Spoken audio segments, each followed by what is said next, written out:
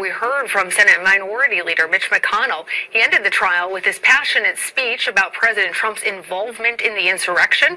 During it, he said that the former president is still liable for everything he did during his period in office. Are you expecting to face more charges against Mr. Trump in the near future, and do you anticipate being part of that defense? No, that's just political rhetoric, and I was hopeful that something would come out of this, that the political rhetoric would stop out of Washington, D.C., but I guess apparently it hasn't. Were you, though, surprised to hear those words coming from the leader of the Republican Party in the Senate? I'm not surprised to hear a politician say anything at all. No. Whether you like this guy or not, or agree or disagree with what he stands for, what rational person doesn't appreciate those words? Who in the world is surprised to hear politicians spew any range of nonsense from both sides of the aisle? Of course, mainstream media will act surprised because they got to keep their bread and butter clickbait rolling. Well, throughout the trial, you denied that Mr. Trump had a role in inciting the January 6th insurrection at the Capitol. You argued, first of all, that there was no insurrection, but during your closing arguments, you seemingly admitted that there was, in fact, an insurrection, using that word, saying that was not up for debate. What role did the former president play? You didn't understand the case. I used the word I'll give you the opportunity to clarify, sir. Sure. I used the word insurrection in my closing argument when quoting the charging documents. What happened at the Capitol on January 6th is absolutely horrific. But what happened at the Capitol during this trial was not too far away from that. The prosecutors in this case doctored evidence.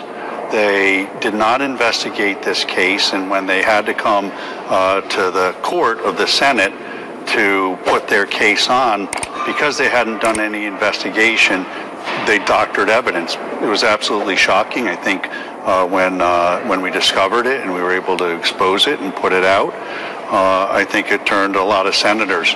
The American people should not be putting up with this.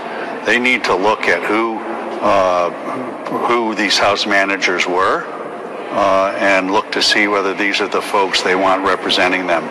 It was shocking to me. Wouldn't have believed it. Let's follow up with a point that you're making right now about the House managers, as you say, doctoring evidence, and the argument. They didn't deny it. Viewers, they didn't deny it. I put it in front of them 3 times. To be clear for our viewers, what you're talking about now is a check mark. That's a verification on Twitter that did not exist on that particular tweet.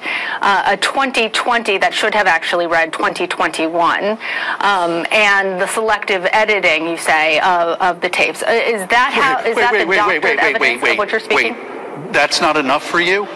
That's not enough for you? Wait. No. I'm not a juror in this trial. What I'm trying to be clear for our viewers is what you're referring to, because not everybody has been following. It's not okay. Not everybody, to doctor sir, a little bit of evidence. Respectfully. I have not said it is okay. Ma'am, your question is I want to be clear for our viewers. Listen, what has to happen is I want to be clear for our viewers about what exactly you're saying when you say doctored evidence. The media has to start telling the right story in this country. The media is trying to divide this country. You are bloodthirsty for ratings.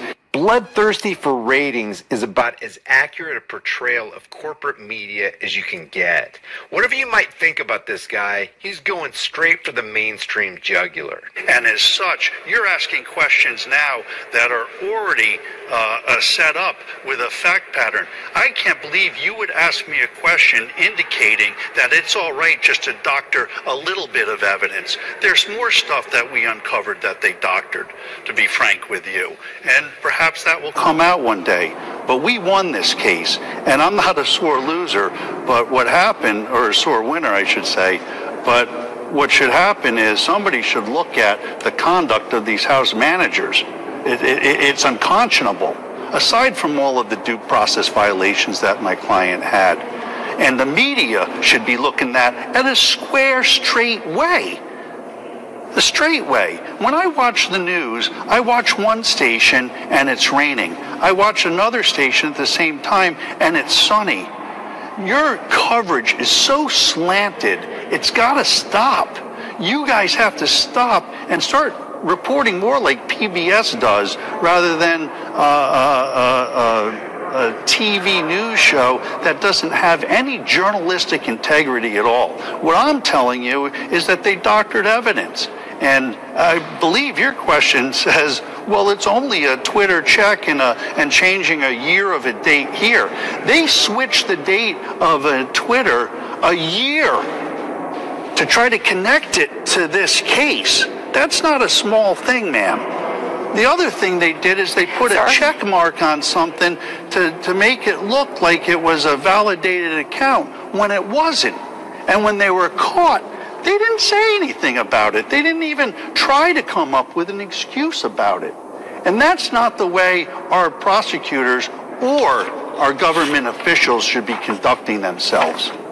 And the media shouldn't be letting them get away with it either. I'm tired of the biased media on both sides, left and right. What this country wants, what this country needs, is this country to come together, to take the left and the right and find a middle ground and start responsibly being our public officials, our elected officials. And one of the reasons why they do it is because of the media, because the media wants to tell their narrative rather than just telling it like it is. And frankly, I'm tired of it. I'm not a media. I'm not in front of your cameras all the time. But what I've been subjected to this last week. I understand, and I've given you the opportunity. You don't want to hear the truth. Yeah.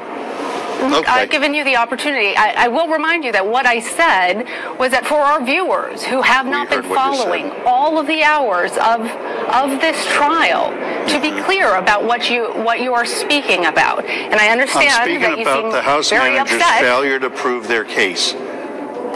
That's what I'm telling you. They weren't able to prove their case. Acquittal. You have won the acquittal of your client. Yes, and if you'd like to continue to talk about this conversation, we can have that discussion. I don't need to. But for me to ask a question, a slanted question that was set up to say it's okay for them to cheat. That was your question. Isn't it okay for them to cheat? I didn't say that. It's just a little bit. You said, to be fair, it was only a check on the Twitter.